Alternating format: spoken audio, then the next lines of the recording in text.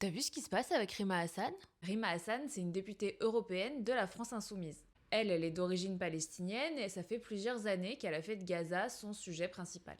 Elle a même fait partie d'une des flottilles pour aller à Gaza. Elle a aussi tenu des propos qui ont fait polémique et puis là, elle est visée par une procédure pour apologie du terrorisme. Mais aujourd'hui, pour une autre affaire, elle était convoquée au commissariat pour apologie du terrorisme. Ça, c'est dû à un tweet du 26 mars qu'elle a supprimé depuis où elle parlait du terroriste Kozo Okamoto. Bon, c'est un tweet ou un retweet en fonction des versions. Kozo Okamoto, c'est un terroriste qui a été reconnu coupable du massacre de 26 personnes lors d'un attentat à l'aéroport de Ben Gurion en Israël.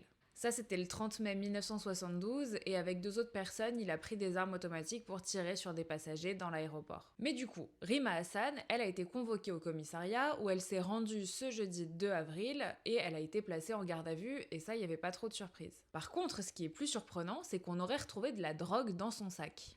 Quand on est placé en garde à vue, nos affaires peuvent être fouillées et là, la police a retrouvé quelques grammes d'une drogue de synthèse. On sait pas encore laquelle. On sait d'ailleurs pas non plus si c'est des médicaments sous prescription ou si c'est quelque chose de complètement illégal. Mais du coup, elle a aussi été placée en garde à vue pour usage, transport et détention de drogue. Donc sa garde à vue, elle pourrait durer un peu plus longtemps que prévu. Normalement, c'est entre 24 et 48 heures, mais ça peut aussi monter jusqu'à 96 heures quand il s'agit de terrorisme, et là, il y a la drogue en plus, donc on verra bien ce qui va se passer. Oublie pas de t'abonner et dis-moi ce que t'en penses.